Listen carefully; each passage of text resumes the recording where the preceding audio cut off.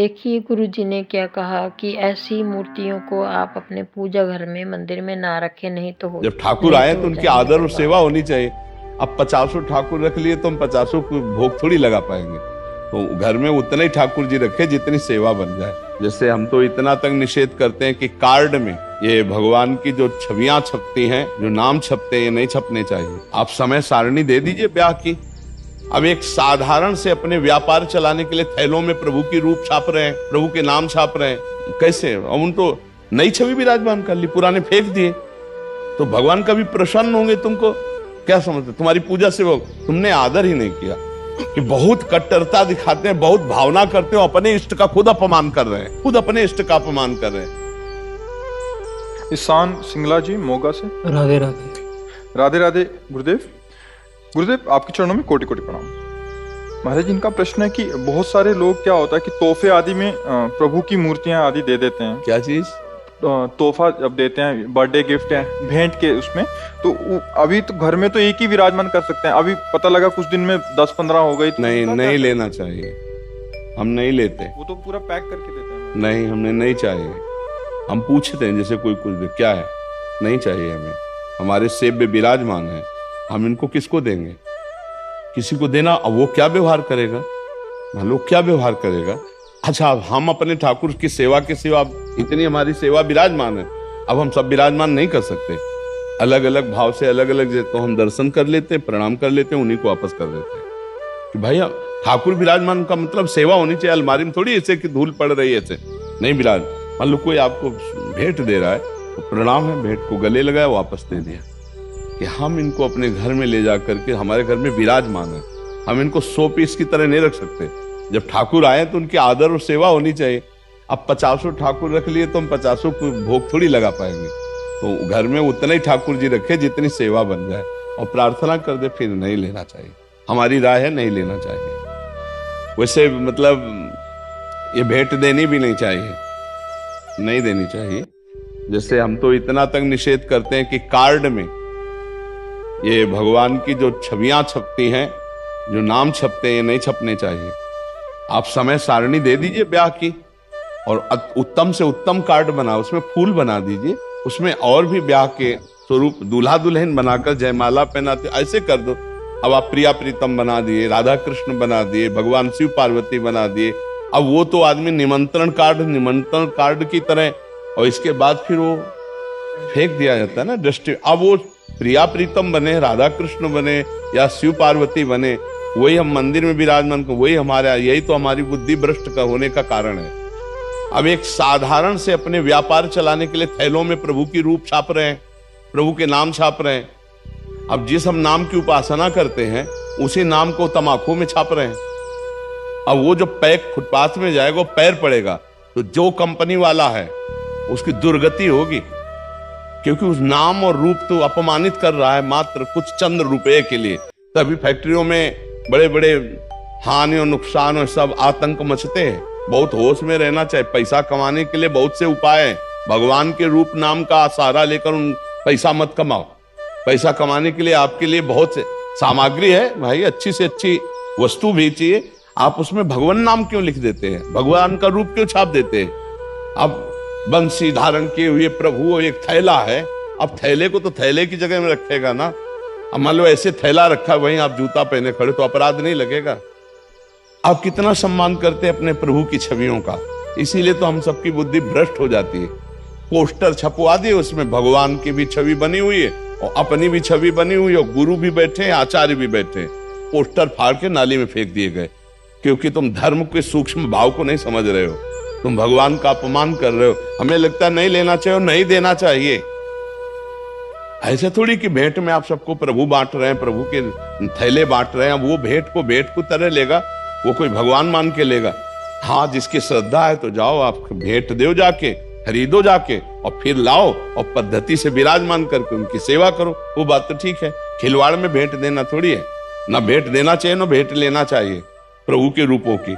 हाँ, अगर सेवा भावना तो फिर जरूर ले लेनी चाहिए। लेकिन घर में सबके ठाकुर विराजमान है, और वो कहाँ 50 जगह विराजमान करके भोग लगाएगा? वो अनादर ही तो होगा।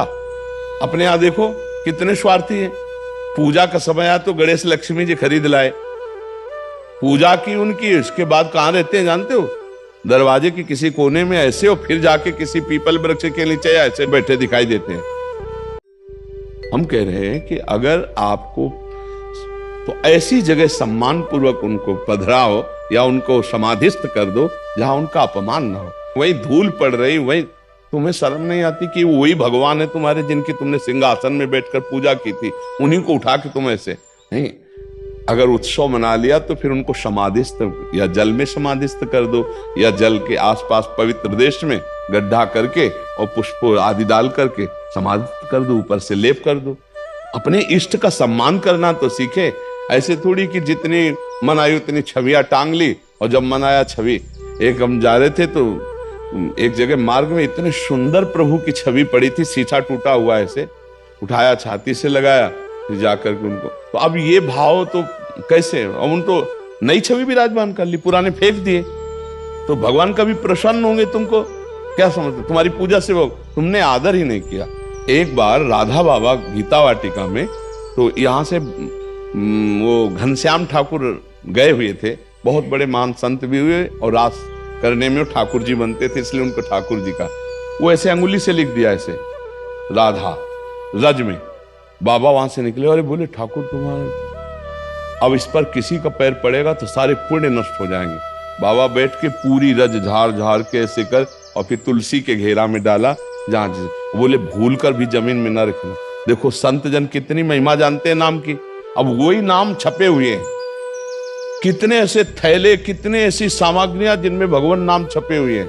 अब वो सब ऐसे कैसे, यही हम देखते हैं फाड़ करके नालियों में फेंक दिए जाते हैं भगवान के नाम, भगवान के रूप। ये सब अपराध है, ऐसा नहीं करना चाहिए, क्योंकि ऐसे करने से बुद्धि भ्रष्ट हो जाती, सुंदर भक्ति नहीं आती। भक्ति के लिए उचित है कि जो हम विराजमान करें उनकी आराधना करें, और जब कभी ऐसा हो जाए कि हम दूसरे रूप में लेना चाहते हैं उनको, तो किसी पावन नदी, पावन सरोवर के तट पर जाकर रज खोदो और उनको समाधिस्थ कर दो, ऊपर से रज डाल दो। ऐसे ऐसे खुला अपमान के लिए चौराहे पे मत रखो, किसी वृक्ष के नीचे मत रखो, ऐसा करना चाहिए। उनकी मानसिकता भी हम बता देते हैं, हमारे जी हमारे पास आते रहते हैं। उनकी मानसिकता रहती है कि अगर किसी पेपर पे हमने लिख दिया राधा, तो अभी सारा काम मंगल में होगा। अगर किसी कार्ड में छाप दिया राधा कृष्ण की छवि, तो सारा मंगल मंगल, सारा अच्छा तो मंगल किसे कहते हैं जानते हो? जब वो नाम किसी के पैरों के नीचे पड़ेगा, उसका अपमान होगा, तो तुम्हारा मंगल नष्ट हो जाएगा। जबान पे लिखो नाम राधा, हृदय पे धारण करो राधा, दिमाग में रखो राधा। ये गाड़ी में लिखने के लिए नहीं है, ये कार्डों में लिखने के लिए नहीं है, ऐसा नहीं है। मंगल भवन भगवान का नाम जबान पे रखना है। नाम जी है जप जागे जोगी, जबान पे रखना है, हृदय पे धारण करना है। प्रविश नगर की जय सब काजा, और हृदय राख कौशलपुर, यह मंगल होता है। हृदय में तुम व्यभिचार और गंदी बातें रखो, कार्ड में लिख दो नाम, तो इससे मंगल होने वाला घोर अमंगल हो जाएगा। हृदय पे नाम रखो, हृदय से नाम का आदर करो। ये सब अज्ञानी जन जानते नहीं है, इससे मंगल होने वाला नहीं है। और मनमानी करके देख लो किसका मंगल हो रहा है। मनमानी करके देखो, जो गुरुमुख है, जो संत आज्ञा पे, उसी का मंगल है। जो मनमानी आचरण करेगा कभी मंगल नहीं हो सकता। जिस नाम को हम सिंहासन में विराजमान करके भोग लगाते हैं, आरती करते, चरणामृत पीते, वही नाम अगर गाड़ी में लिख दिया, वही नाम आपने कार्डों में लिख दिया, क्या दशा होती? आप विचार करके देखो। तो ये सब अज्ञानी जन है, मनमानी आचरण। हमारे धर्म में यही बड़ी बात है कि बहुत कट्टरता दिखाते हैं, बहुत भावना करते हो, अपने इष्ट का खुद अपमान कर रहे हैं, खुद अपने इष्ट का अपमान कर रहे हैं। श्री कृष्ण हमारे गुरु हैं, आचार्य हैं, हमारे प्रभु हैं, कहाँ ऐसा सम्मान हो रहा है? तो हम लोग खुद अपने धर्म की हानि कर रहे हैं, और धर्म की आड़ से अपनी वासनाओं की पूर्ति कर रहे हैं। इसीलिए हमारे अंदर धर्म का प्रभाव प्रकाशित नहीं हो रहा। वो सोच रहे मंगल हो रहे, ऐसे मंगल नहीं होता है। मंगल होता है तस्मात् शास्त्रम प्रमाणम ते, कार्याकार्यो व्यवस्थितो। कार्य और अकार्य की व्यवस्था शास्त्र प्रमाणित होनी चाहिए। ऐसा मनमानी आचरण हो रहे हैं, किनको समझाए? अर्थ की प्रधानता रखने वालों की बुद्धि भ्रष्ट हो जाती है, धर्म की प्रधानता रखने वाले की बुद्धि शुद्ध होती है। अब ये सब काम अर्थ की प्रधानता के लिए हो रहे हैं। गुरु जी ने बिल्कुल सही बताया। अगर आप ऐसी ही वीडियोस को देखना चाहते हैं, आपको पसंद आती हैं, तो इनको शेयर भी करें, चैनल को सब्सक्राइब करें। मिलती हूँ आपको ऐसे ही वीडियोस के साथ। तब तक राधे राधे। खूब ख्याल रखें अपना।